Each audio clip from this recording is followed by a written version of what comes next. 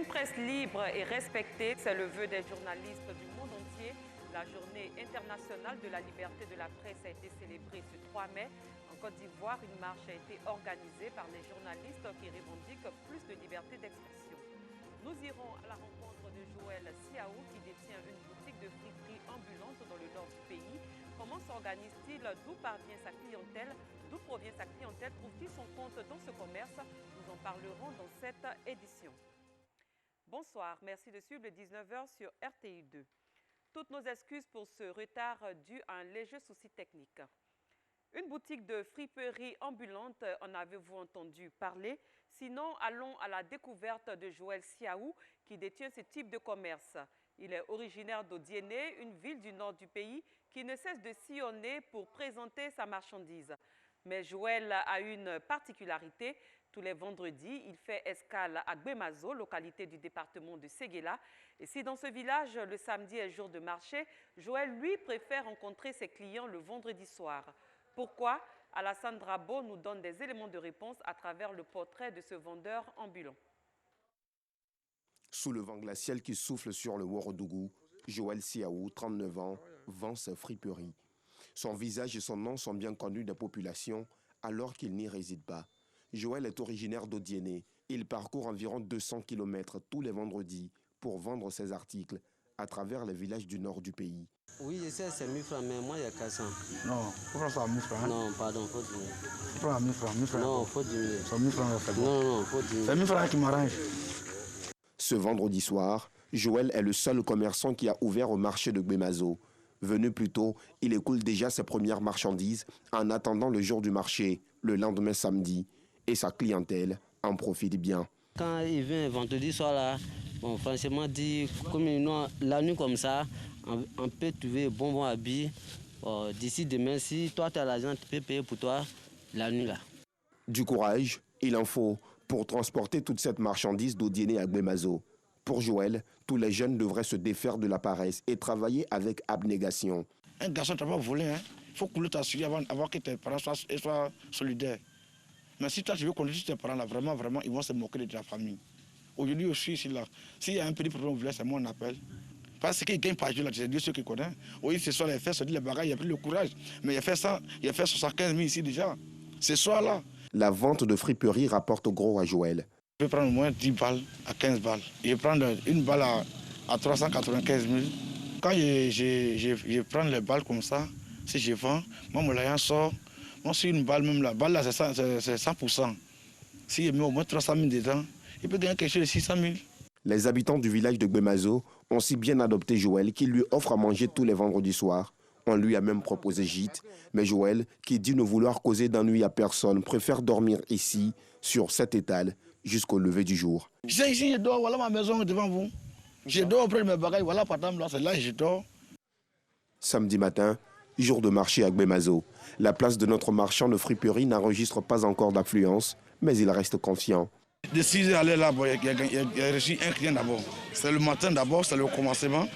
Sinon, souvent même la nuit, ça prend que le matin. Souvent, le matin aussi, ça prend que la nuit. Dieu est fort, ça va aller.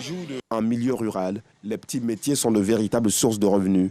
Ils permettent à plusieurs jeunes de joindre les deux bouts et offrir un mieux-être à leur famille. À Gbemazo, à l'instar de Joël Siaou, plusieurs jeunes se sont lancés dans l'entrepreneuriat à partir de la culture de l'anacarde.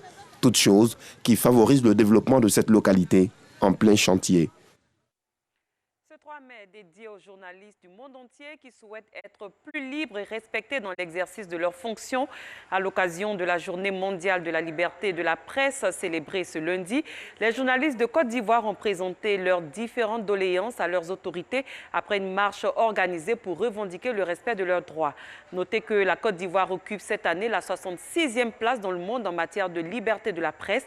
Le pays a gagné 2 places. En 2020, il occupait la 68e place mondiale. Anicette Conan, Joël Gossé.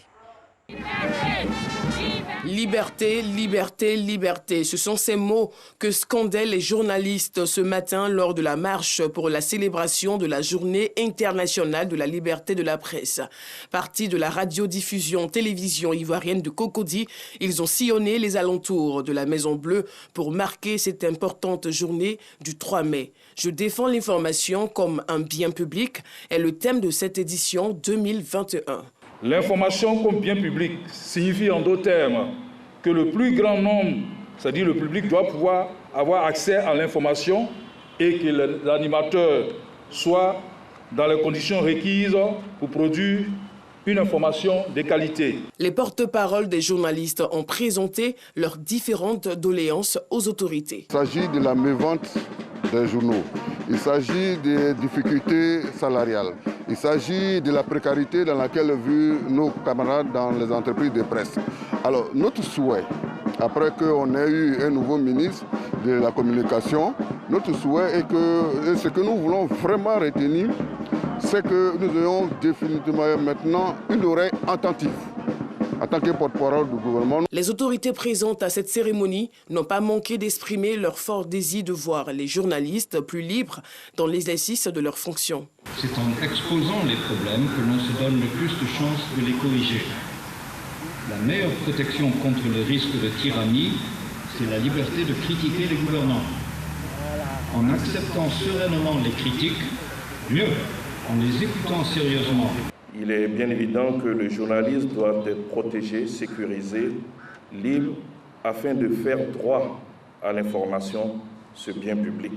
La liberté de la presse assure la liberté du citoyen à avoir droit à une information qui lui permet d'assumer pleinement son rôle d'acteur social de premier plan. Le gouvernement, sur instruction de son Excellence, Monsieur le Président de la République, reste toujours décidé à faire bouger les lignes, à vous soutenir. Célébrer tous les 3 mai, la Journée internationale de la liberté de la presse est l'occasion pour les journalistes du monde entier, particulièrement ceux de la Côte d'Ivoire, de revendiquer le respect de leurs droits et leur liberté d'expression. Classée 68e en 2020, la Côte d'Ivoire occupe cette année la 66e place mondiale en matière de liberté d'expression. Parlons coopération transfrontalière. La Côte d'Ivoire, le Burkina Faso et le Mali mutualisent leurs forces pour lutter contre le terrorisme et le pillage des ressources naturelles sur les aires protégées. Plusieurs décisions ont été prises lors d'une rencontre entre des représentants de ces 3 pays à Korogo, dans le nord de la Côte d'Ivoire. Clément Boukou. Comment lutter efficacement contre l'insécurité et le pillage des ressources naturelles des aires protégées dans les zones frontalières?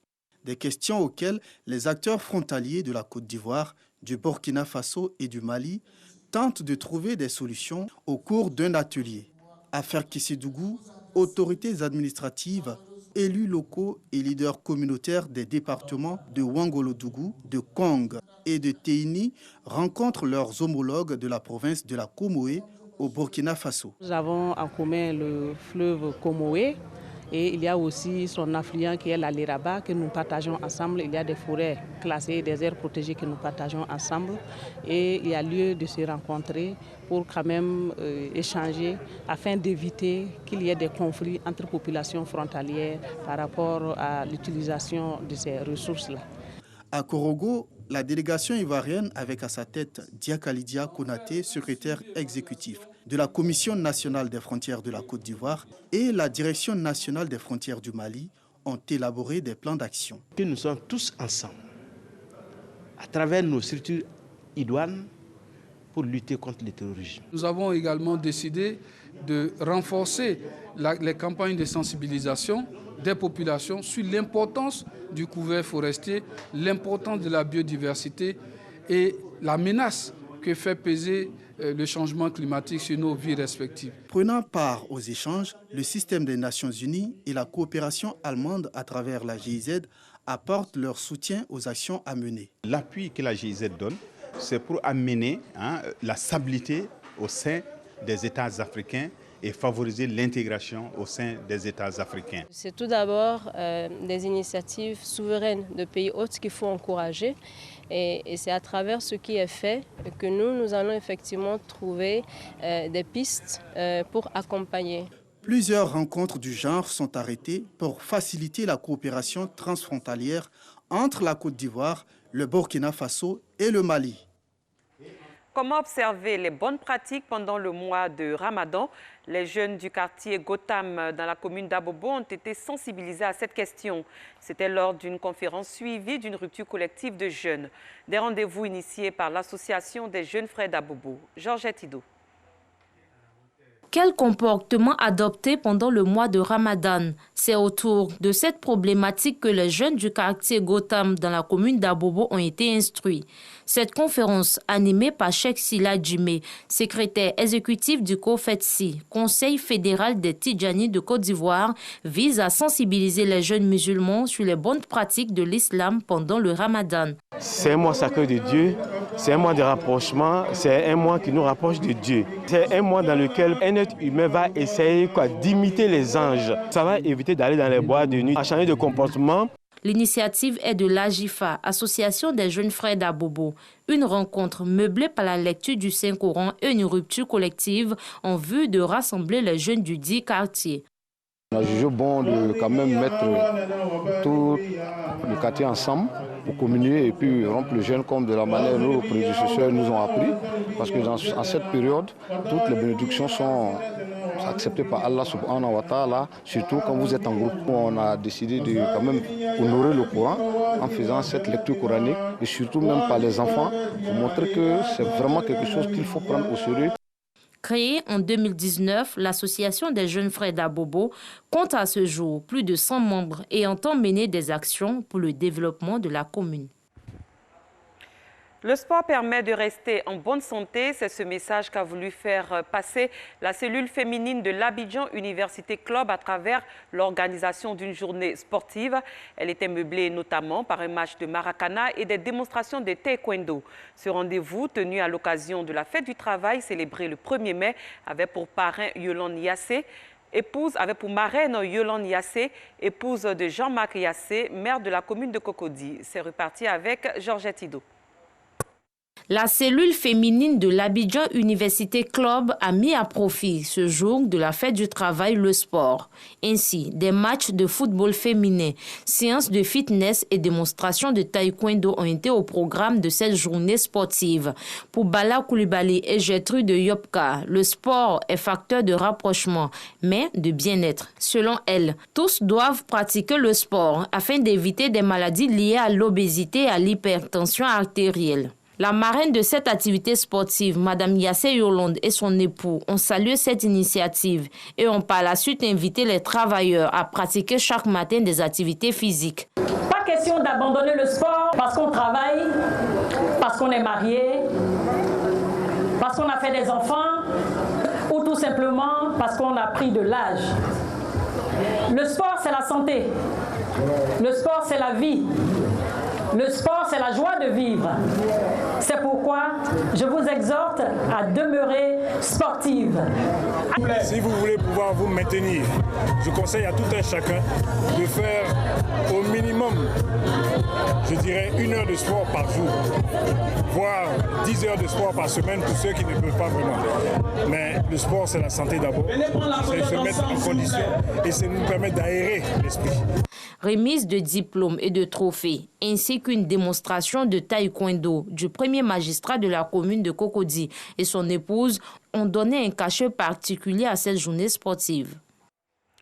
À l'étranger, la République démocratique du Congo a officiellement déclaré ce lundi la fin de la 12e épidémie de la maladie à virus Ebola, près de 3 mois après sa résurgence dans le Nord Kivu grâce à l'utilisation d'un vaccin. Un total de 12 cas ont été enregistrés avec 6 décès et des centaines de personnes vaccinées depuis la réapparition de l'épidémie le 7 février dans la province du Nord Kivu à l'est du pays. La RDC fait aussi face depuis mars 2019 à l'épidémie de Covid-19 avec 29 965 cas et 768 décès. Plusieurs dizaines de personnes ont été tuées aujourd'hui dans une attaque de terroristes présumés à Kodiel, localité de la province de Komandiari, dans l'est du Burkina Faso, une des plus meurtrières dans ce pays. Fin de cette édition. Merci de l'avoir suivi. Très bonne soirée. Je vous retrouve demain.